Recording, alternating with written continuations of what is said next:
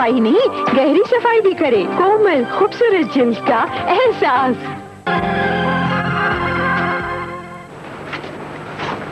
तैयार हो गए बेटे? जी अबू। एजाज, सच पूछो, तुमने जो दुबई की रट लगा रखी थी ना, मैं समझ रहा था कि तुम मजाक कर रहे हो। अबू, बाप बेटे में कैसा मजाक? मैं तो हमेशा समझना था रहूंगा। सीधे रहो बेटे, खुदा तुम्हें खुश रखे, कामयाब करे अपने मकसद में। अब मैं तुम्हें जाने से नहीं रोकूंगा। अच्छा अबू, खुदा हाफिज। क्या अच्छा अबू? अरे भाई, मैं तुम्हारे साथ एयरपोर्ट जा रहा हूँ।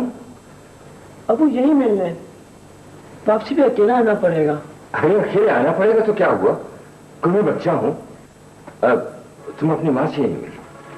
अच्छा अम्मी, खुदा हाफिज। कोई गलती होगी हो तो माफ कर दीजिएगा। कभी कभी ऊंचे लहजे में बोल जाया करता था। जीते रहो बेटा, माही से तो बच्चे ऊंचे लहजे में बोलते हैं। जीते रहो।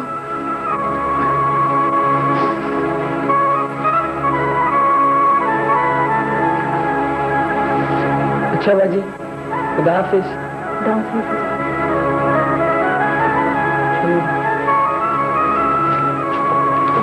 नहीं बेटा, कोई बात। एजाज, खुदा हाफिज एजाज। खुदा करे तो हमेशा खुश हो। अपना ख्याल रखना।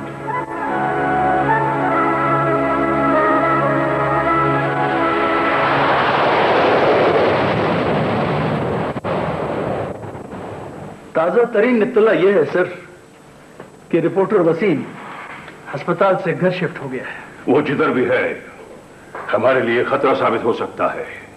सर क्या अब उसे खत्म कर देना आसान ना होगा? लेकिन एक बात है नसीर कि उसकी निगरानी में भी लोग सुरूर मामूर किए गए होंगे।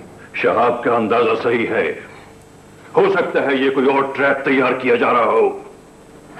देखिए आखिर कब तक।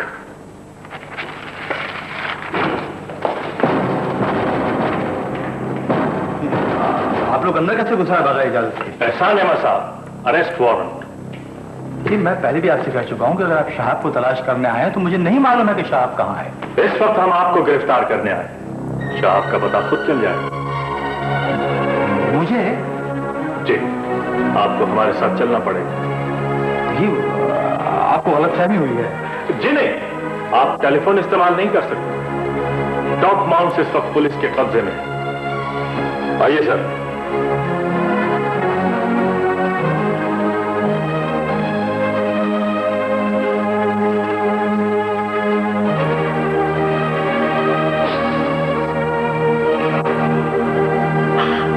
ये हंसता बसता घर देखते देखते क्या से क्या हो उजड़ गया। क्यों? आंटी, मेरा ख्याल है हमारे कदम इस घर के लिए भी मनहूस साबित है। प्लीज वेदा, ऐसी बातें नहीं करो। ये सब अंकल शहाब की वजह से हुआ है। ये सब कुछ इसकी वजह से हुआ है।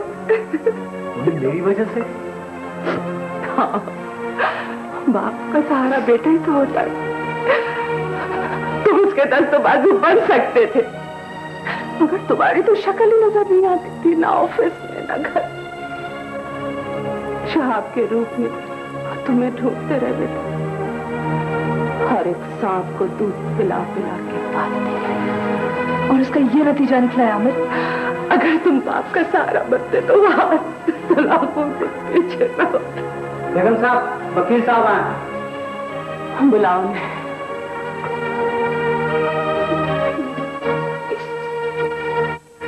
मम्मी अब सारा इल्जाम मुझे दे रही हैं? हाँ। मुझे ये बताएं, डैडी ने मुझे कितना टाइम दिया?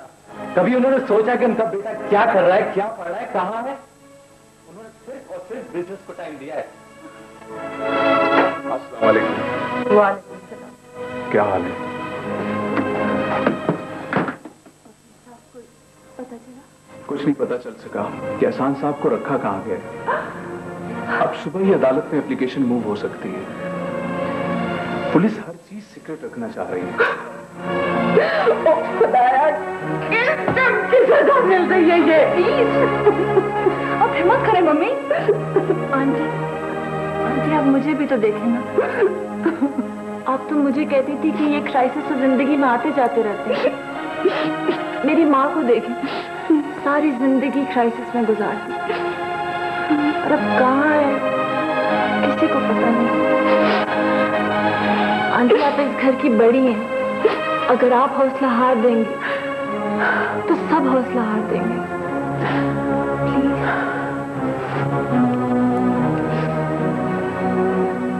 मैंने अपने तमाम वसाइल इस्तेमाल करके देख लिए, लेकिन उज़्मा बीवी के बारे में कहीं से भी कोई वाज़ेह पता नहीं चल सका।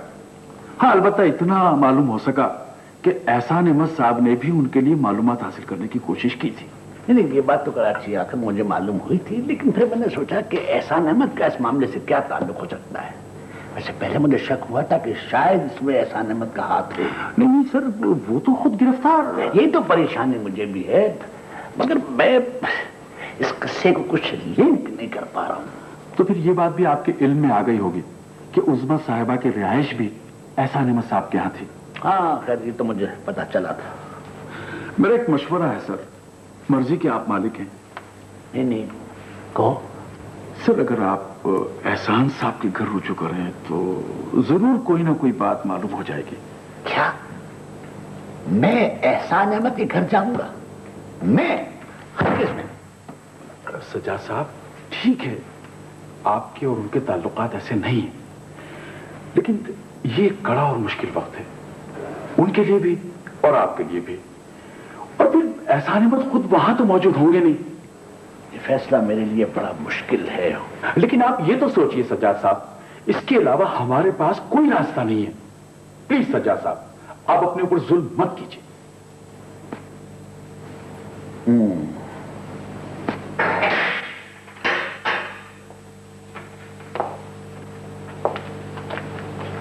खाना क्यों नहीं खाया तुमने? आखिर कब तक भूखी रहोगी? लगता है अपनी जान की दुश्मन बनी हुई हो। देखो, जो कुछ जानती हो बता दो, शायद तुम्हारी जान बच जाए। तुम्हें देख के तरस भी आता है। हाँ, लेकिन हम कुछ कर भी नहीं सकते, सिर्फ दुआ कर सकते हैं, अल्लाह तुम्हारी मुश्किल आसान करे। और हाँ, खाना खा लेना।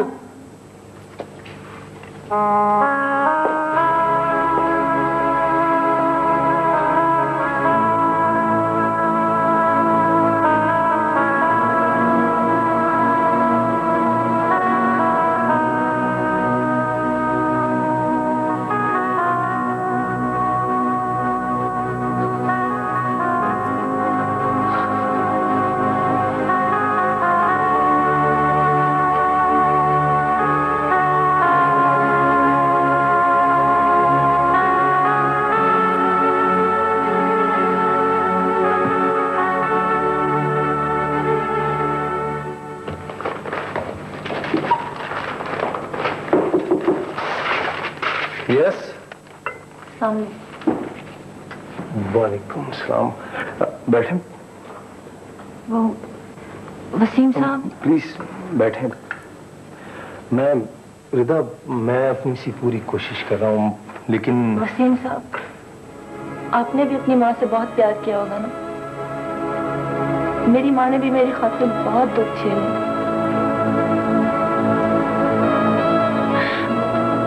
बड़ी मुसीबतों से मुझे पाला, पढ़ाया, लिखाया। मेरे सुख की खातिर सारी जिंदगी दुखों में गुजार दी, और आज मुझे ये भी मालूम नहीं कि वो है कहाँ और किस हाल में है। प्लीज, मैं आराम से नहीं बैठा हूँ रिदा, आप कम से कम मुझे ये तो पता चलिए कि वो कहाँ है। आपको शायद मेरी बात पर यकीन नहीं आएगा। सुनो, रजी साहब पूछिए तो उनसे कहना मैं किसी काम से क्यों अभी थोड़ी देर में आता हूँ। आइए ऐसे।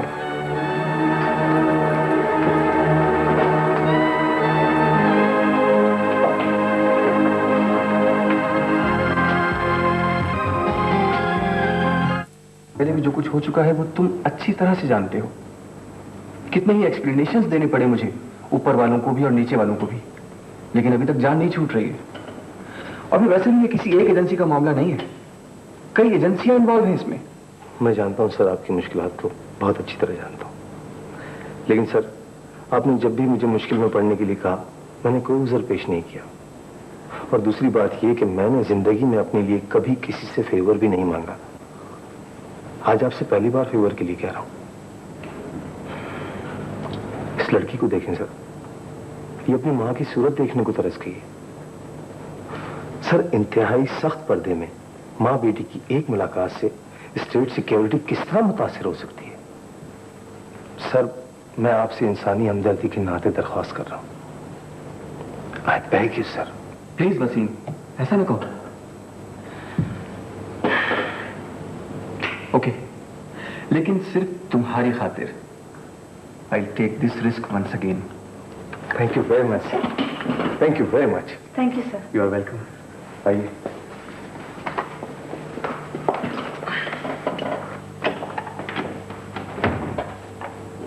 लाइन थ्रू कर दे प्लीज। कर्नल साहब खर्चे की आप फिक्र न करें, जो खर्चा होता है आप करें। मैं चाहता हूं कि उसको बेहतर फैसिलिटीज मिल जाए। सज्जाद साहब, ये भी बड़ी मुश्किल से मालूम हुआ है कि वो किस एजेंसी की तहवील में है।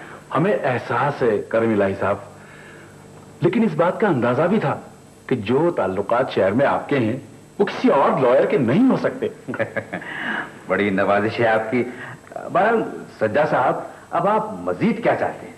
जी देखिए, एक तो मैं चाहता हूं कि जितनी जल्दी मुमकिन हो उसकी जमानत हो जाए, और अगर मेरी उसकी मुलाकात हो जाए तो बड़ा अच्छा।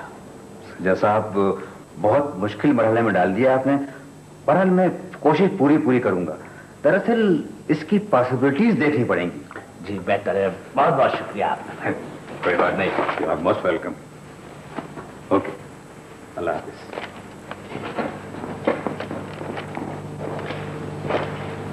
उस्मा खान कोई मिलने आया तुमसे? मुझसे मिलने कौन आए?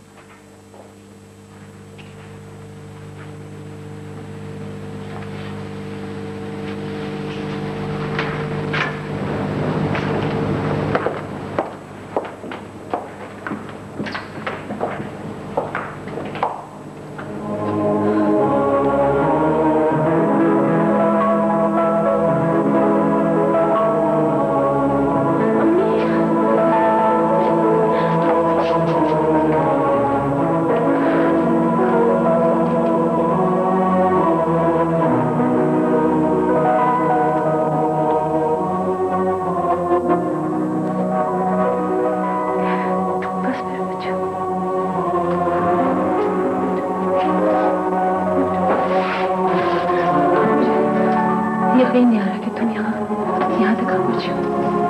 अगर वसीम साहब ना होते तो शायद आपसे मुलाकात का बंदोबस्त नहीं हो सकता था। हाँ, तो किसी को ये भी नहीं पता कि आप कहाँ हैं और किसकी कस्टडी में हैं। बेटे, मुझे खुद भी नहीं पता कि मैं कहाँ। वसीम साहब ने बहुत भाग दौड़ की है, DIG, IG, सेक्रेटरी, उससे भी ऊंचे लेवल पर बात की, फिर जाके मुलाकात हो सकी। और अम्मी, बेटे, मुझे सिर्फ तुम्हारी फिक्र है बस। ये सब क्या है? हमारे साथ ऐसा क्यों हो रहा है? शायद अल्लाह मियां ने हमें आजमाइश में डाला हुआ है बेटा। बहुत तवील हो गई आजमाइश। क्यों हुआ ये सब? क्यों पकड़ा हुआ इन्होंने आपको? जिस दफ्तर में मैं नौकरी करती थी ना, वो लोग बहुत बुरे लोग थे, मुझे पता ही नहीं था। बहुत खतरनाक ग्रोह था उनका, जो बिजनेस की आड़ में पता नहीं क्या कुछ करता था। जब पुलिस ने छापा मारा तो मेरे और चौकीदार के सिवाय कुछ भी नहीं था वहां। लेकिन अब इन लोगों को यकीन दिलाना मुश्किल हो रहा है कि मैं बेगुनाह हूं। आप बेगुनाह हैं अम्मी, सबको यकीन है आप बेगुनाह हैं। वसीम साहब पूरी कोशिश कर रहे हैं कि आपकी बेल हो जाए। बेटा, मुझे अपनी रिहाई से ज्यादा तुम्हारी फिक्र है, तुम्हारे लिए परेशान हूं मैं। तुम मुझे यकीन दिलाओ कि तुम हौसला नहीं हारोगी। मैं यकीन दिलाती हूँ, मैं हौसला नहीं हारूंगी। बस मेरे बच्चे, अगर तुम हौसला नहीं हारोगी तो मैं भी अपनी हिम्मत रखूंगी। अपना ख्याल रखना मेरे लिए। चलो आ जाओ बीबी, वक्त खत्म हो गया। थोड़ी देर और रुक सकती है? कहा ना बीबी, वक्त खत्म हो गया। अच्छा रिदा, बेटे प्लीज ठीक से रहना। हाँ? वो सना और उसके पेरेंट्स कैसे? सब ठीक है, बहुत याद करते हैं आपको। जिसके बस में जो कुछ है वो कर रहा है।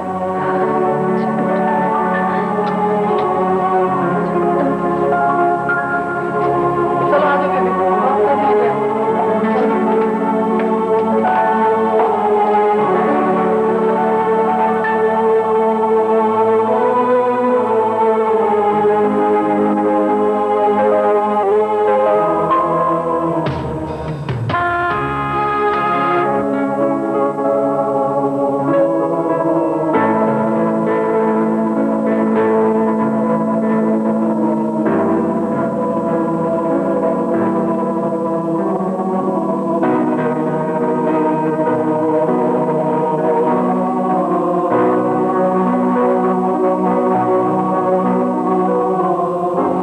साहब, मैं आपकी बहुत शुक्रगुजार हूँ। आपकी वजह से कम मम्मी से मुलाकात तो हो सकी। ऐसा करके मैंने आप पर कोई एहसान तो नहीं किया। माँ से मुलाकात करना आपका हक था और हक है। अफसोस मुझे इस बात का है कि मैं सना को याद नहीं दिला सका। वसीम साहब, ये सब क्या है आखिर? आपको क्यों गिरफ्तार हुए? वो रिहा क्यों नहीं हो रहे? मेरा क्या कसूर है? रिदा ने क्या गलती की है? हम दोनों क्यों ये सजा भुगत रहे हैं? मुझे अफसोस है कि इस घर पे उफ्तान आनी पड़ी है। Please relax. सना, दरअसल आप दोनों का मसला एक ही थ्रेड में लिंक हो गया। तकरीबकारों के जिस ग्रोह में रिदा की अम्मी काम करती थी, उसी ग्रोह से शाह अहमद का भी ताल्लुक है और वो लापता है। लेकिन अब्बू तो फरार नहीं हुए, उन्हें तो ऑफिस से अरेस्ट किया गया है। ठीक है, लेकिन शाह टॉप माउंट्स का मालिक और 50% का पार्टनर भी है। एहसान साहब का भाई भी है। इसीलिए उन्होंने टॉप माउंट्स को भी मुलविस कर दिया है और एहसान साहब भी मुश्तबा हो गए। तो क्या? नहीं, आप क्या समझती हैं? शाह अहमद सारी जिंदगी अंडरग्राउंड ही रहेंगे। आप अनकरीब बहुत अच्छी खबर सुनेंगी। वैसे ये आमिर का? आमिर मम्मी के साथ वकील साहब के यहाँ गए। ऐसे तो मुझे इजाजत। आए तो बताइएगा, मैं आया था।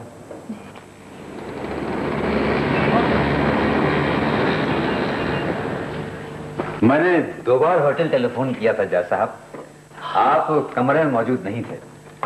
बात दरअसल यह है सज्जाद साहब, कब तक खुद को कमरे में बंद रखूं? बेकार है आपकी वकालत। आप तो जज्बाती हो रहे हैं सज्जाद साहब। वकील साहब, आदमी औलाद के मामले में जज्बाती नहीं होगा तो फिर कब होगा? आप शहर के इतने मारूफ वकील हैं, उससे मुलाकात नहीं करवा सकते, उसे रिहा नहीं करवा सकते। बेकार है आपकी वकालत और मेरी दौलत। सज्जाद साहब, जब कोई फर्द कानून के शिकंजे में फंस जाए तो उसे छुड़ाने के लिए वकील टार्जन की खिदमत हासिल नहीं करता, कानून का सहारा लेना पड़ता है। तो ले ना कानून का सहारा। कितनी रकम दरकार है कानून के सहारे के लिए? नहीं, रकम की बात नहीं है, मौके और मसलहत की बात है। मुनासिब हालात होते ही मैं बेल एप्लीकेशन मूव कर दूंगा। आप इस दौरान अपनी नवासी से मिलकर मुकम्मल हालात मालूम करने की कोशिश कीजिए, ये बहुत जरूरी है सज्जाद साहब। अस्सलाम वालेकुम सर। वालेकुम अस्सलाम। बैठे प्लीज। Thank you sir. अब क्या मिशन है आपका? मिशन अभी खत्म का हुआ है सर। जब तक जिंदगी है मिशन तो जारी रहेगा। ये तो फलसफे की लाइन। असल बात यह है जनाब कि आप तो जानते हैं कि टॉप माउंट्स हमेशा से मेरी रिपोर्ट्स की जद में रही है, लेकिन एहसान अहमद के मामले में शक की गुंजाइश मौजूद है। देखिए वसीम साहब, शक की गुंजाइश हमेशा मौजूद रहती है और हर मामले में रहती है। नहीं सर, कुछ बातें पूरे यकीन के साथ भी कही जा सकती हैं। मसलन ये कि अगर शहाब अहमद गिरफ्त में आ जाए तो एहसान अहमद के बारे में हतमी फैसला हो सकता है। ये अचानक एहसान अहमद के लिए सॉफ्ट कॉर्नर कैसे पैदा हो गया आपके अंदर? नहीं सर, सॉफ्ट कॉर्नर तो नहीं कह सकते आप। एक्चुअली मैं आपसे कोई फेवर नहीं चाह रहा, ना किसी मुजरिम की सिफारिश कर रहा हूं। लेकिन सर अगर एहसान अहमद बेगुनाह है तो उसे शहाब के गुनाहों की सजा नहीं मिलनी चाहिए। देखिए वसीम साहब, पुलिस दिन रात रेड कर रही है। Excuse me. हेलो, अस्सलाम वालेकुम। वालेकुम अस्सलाम।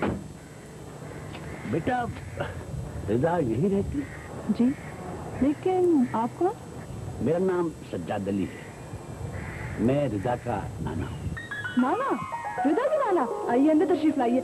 इलियास खान? जी देवी जी। अंकल को अंदर बिठाओ, मैं रिदा को अभी लेकर आती हूँ। बेहतर है जी। बेटे जी मेरी एक दरखास्त है। अंकल, दरख्वास्त कह के आप शर्मिंदा करें, आप तो हुक्म करें। रिदा को ये ना बताइएगा कौन आया। ठीक, मैं समझ गई, आप उसे सरप्राइज देना चाह रहे हैं। आइए साहब।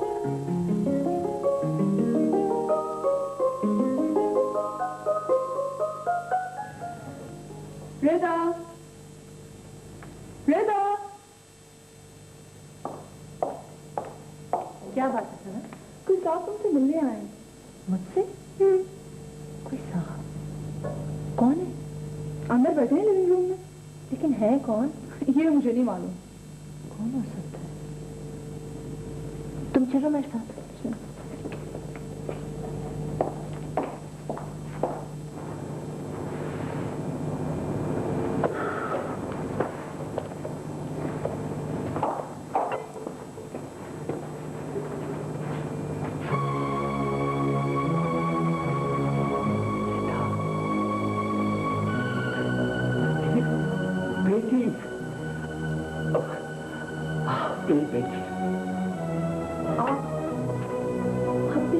देखने आए कि बेबसी में हम लोगों का क्या हाल है।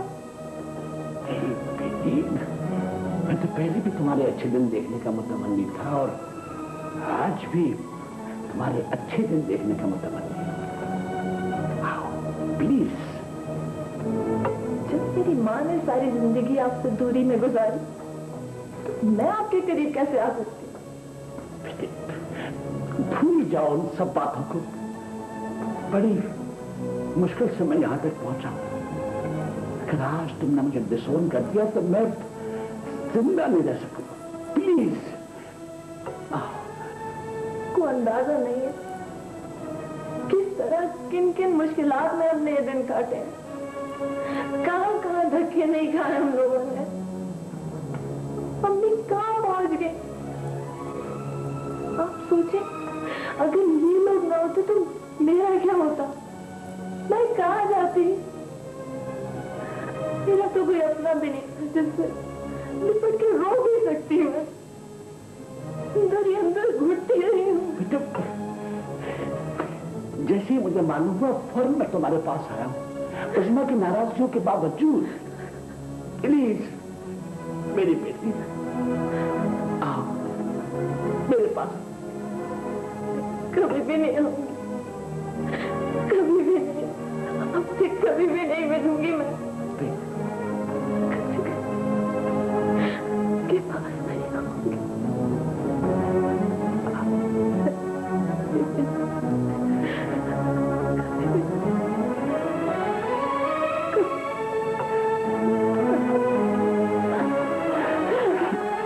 मेरी बेटी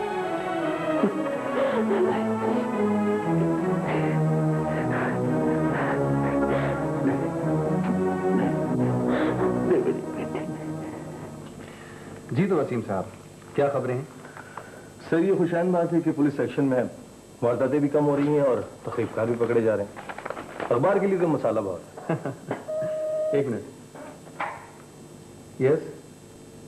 नहीं अभी नहीं, उनसे कहो कि कुछ देर बाद फोन करें। हाँ जी, कुछ कह रहे थे आप? सर आपको मिसाल देना तो सूरज को चिराग दिखाने का मतरा देता है। कॉम्प्लीमेंट्स? नहीं सर। सर ट्यूमर अगर ह्यूमन बॉडी से निकाल दिया जाए पूरे का पूरा तो इंसान तो बच जाता है, लेकिन डिपेंड करता है कि सर्जरी किस तरह हुई है। लेकिन अगर उसकी रूट्स अंदर रह जाए तो ये ट्यूमर दोबारा ग्रो कर सकता है बहुत ही खतरनाक तरीके से। मेरा कहने का मतलब ये है सर कि अगर हम मुल्क के एक हिस्से से उनका जोर कम करते हैं तो दूसरे शहर उनकी जद में आ जाते हैं। अब आप देखिए ये अखबार, लाला मूसा में 10 बम से उड़ा दी गई। 15 अफराद हलाक हो गए और 37 जख्मी हो गए। Very sad. मैं जानता हूं वसीम, लेकिन ये 2-4 दिन की बात नहीं है। तवील ऑपरेशन की जरूरत है, क्योंकि उनका एक बड़ा नेटवर्क इस मुल्क के अंदर फैला हुआ है। रूट्स उनकी अंदर मौजूद हैं।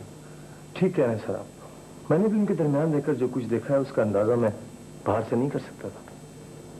उनकी एक कमांडिंग अथॉरिटी है, एक सिंडिकेट है जो इस तमाम ऑर्गेनाइजेशन को चलाते और मोहरों को मूव करते हैं।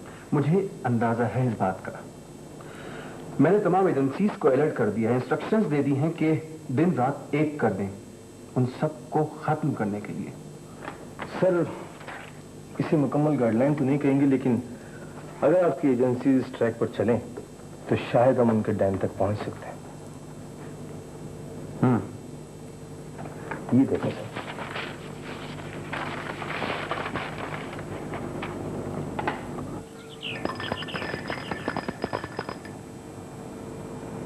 लीजिए मम्मी। थैंक यू बेटा।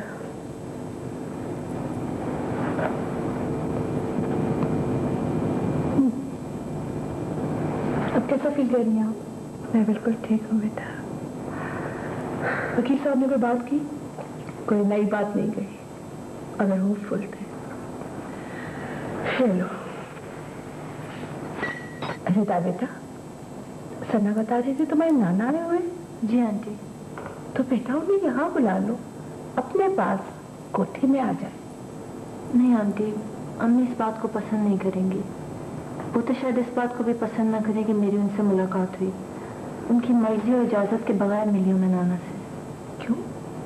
तुमने अपने नाना से मुलाकात की है बेटा, कोई गैर से तो नहीं? क्यों होंगे तुम्हारी अम्मी नाराज? उनका एक अपना मिजाज है। नाना एक करोड़पति बिजनेसमैन है, लेकिन अम्मी ने मेहनत मुशक्कत करके मुझे पाला।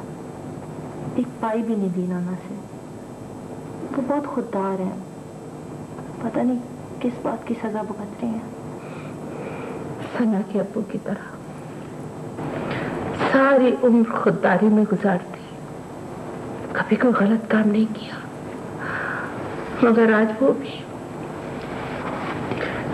उन गुनाहों की सजा भुगत रहे जो उन्होंने नहीं की।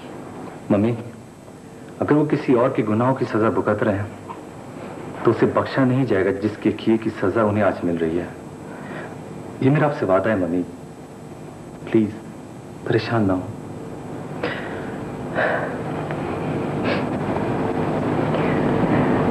आप परेशान ना हो आंटी, सब कुछ ठीक हो जाएगा इंशाल्लाह।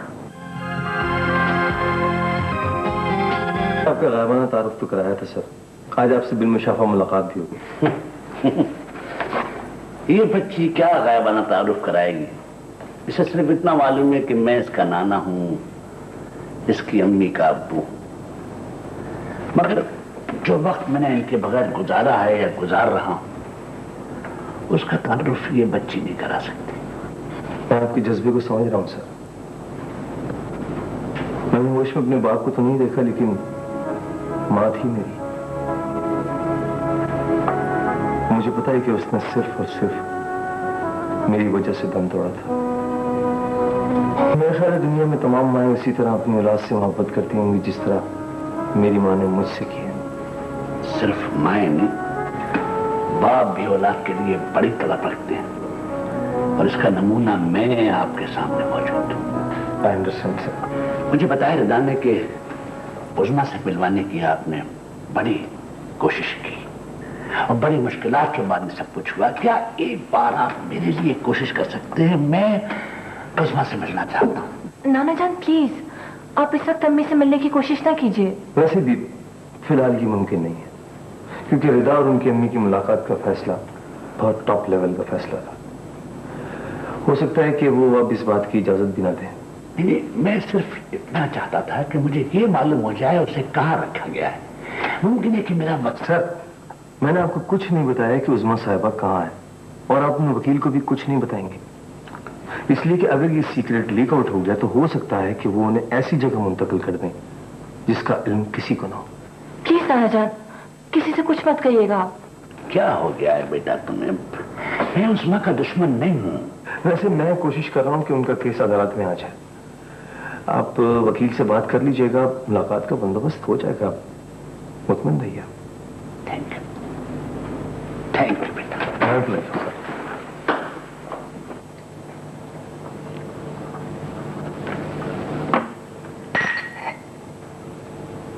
बराबर कर रहा हूं, बराबर कर रहा हूं।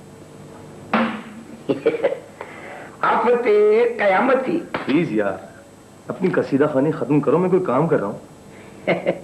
कसीदा खानी भी तो बादशाहों के सामने की जाती है। क्या मतलब है तुम्हारा? मतलब मेरा कहने का ये है कि तुम भी किसी बादशाह से कम थोड़ी हो। क्यों, ऐसा क्या हो गया? वही देखो ना, बादशाह के मुंह से बात निकले तो हिलजुल, और तुम्हारे कलम से बात निकले तो हिलजुल। बादशाहों के आगे पीछे दुनिया। और बस बस, प्लीज कुछ देर के लिए खामोश हो जाए।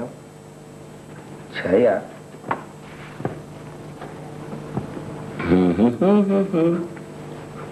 यार वसीम, ये सहाफत के हमारे वाले शोबे में तो है ही रंगीनी, लेकिन तुम्हारे वाले शोबे में रंगीनी सिर्फ यहां ही देखी है, वरना तो खुश का ही खुश का है। तुम अपनी बात पूरी करो, मैं काम बाद में कर लूं। बहुत बहुत शुक्रिया। मैं तो चाह यही रहा था, लो जूस पियो। मैं तो ये कह रहा था कि आजकल शहर में जिस किसी भी हसीन लड़की को कोई भी मसला दरपेश हो, सीधी आपके यहाँ ही पेश हो रही है। शर्म करो यार, मुश्किल में अगर कोई किसी के काम आ जाए तो इसमें क्या बुराई है? हाँ, तो मैंने ये तो नहीं कहा, मैं तो ये कह रहा था कि वो अपनी वो है ना रिदा, मुझे बड़ी अच्छी लगी, बड़ी मासूम भोली भाली सी, और परेशानी में तो ऐसा लगता है जैसे हिरनी बिछड़ गई हो डार से।